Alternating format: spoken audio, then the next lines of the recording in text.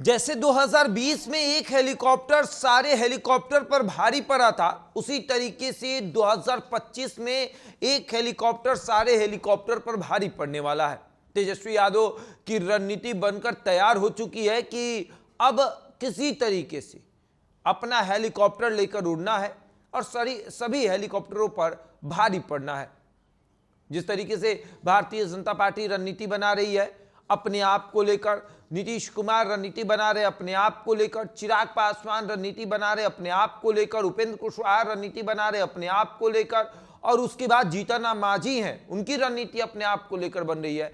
अगर देखा जाए तो अब हेलीकॉप्टर गिनिए, चिराग पासवान का हेलीकॉप्टर एक, भाजपा का कम से कम 2-3 हेलीकॉप्टर उड़ेगा, तो अगर 3 उड़ा तो फिर 4 हेलीकॉप्टर, नीतीश कुमार का भी 2-3 हेलीकॉप्टर उड़ेगा तो 4-2 6 हेलीकॉप्टर, जीतन राम मांझी का 1 हेलीकॉप्टर 7, एक उपेंद्र कुशवाहा का 8, और एक तरफ अब आते हैं महागठबंधन में तेजस्वी का हेलीकॉप्टर।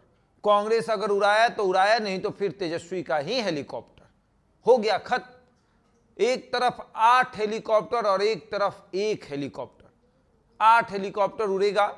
एक तरफ है आपको बड़े बड़े दिग्गज नेता, पूर्व मुख्यमंत्री जीतन राम मांझी, मुख्यमंत्री बनने का सपना देखने वाले चिराग पासवान, बिहार के मुख्यमंत्री नीतीश कुमार, और उसके बाद खुद मुख्यमंत्री का सपना देखने वाले लेकिन किसी को बताने वाले नहीं उपेंद्र कुशवाहा, मुख्यमंत्री का सपना देखने वाले सम्राट चौधरी, और न जाने ऐसे कितने नेता जो कि तेजस्वी यादव के सामने खड़े हैं।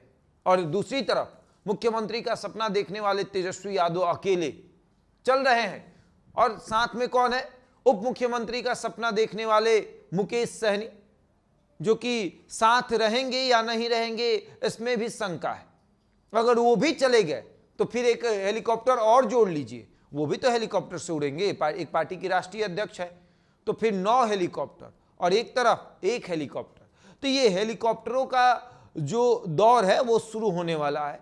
किस तरीके से 2025 में आपके विधानसभा में, आपके गांव में हेलीकॉप्टर उतारे जाएंगे।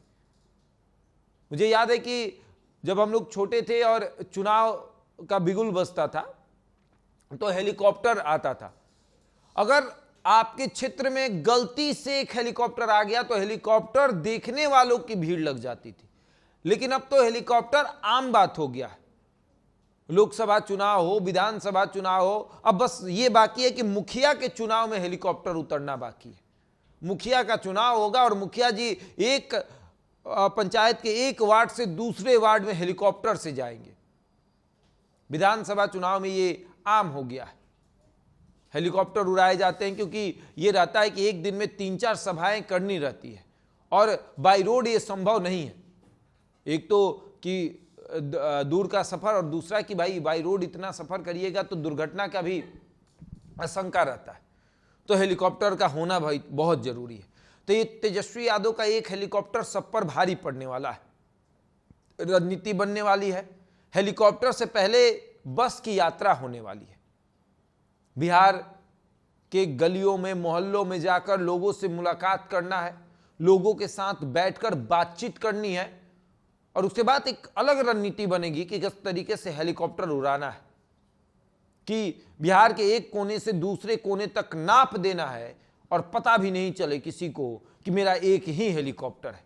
दुश्मन पर भारी होना चाहिए। तेजस्वी लोकसभा चुनाव में बता भी रहे थे कि हेलीकॉप्टर को उन्होंने ट्रैक्टर बना दिया है, और वो अब इस बार जेसीबी बनाना पड़ेगा उस हेलीकॉप्टर को, क्योंकि लोकसभा में 40 सीट था, विधानसभा में 243 सीट है, तो अब तो जेसीबी बनाना पड़ेगा।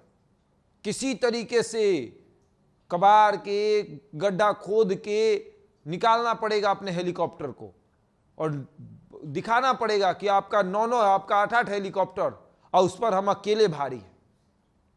आगे देखिए क्या होता है।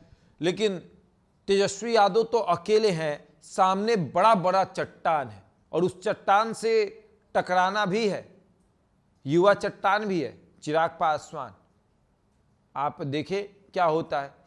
क्योंकि चिराग पासवान की भी रणनीति मजबूत बन चुकी है और यह रणनीति तेजस्वी पर भी भारी पड़ेगी। आगे देखिए क्या होता है।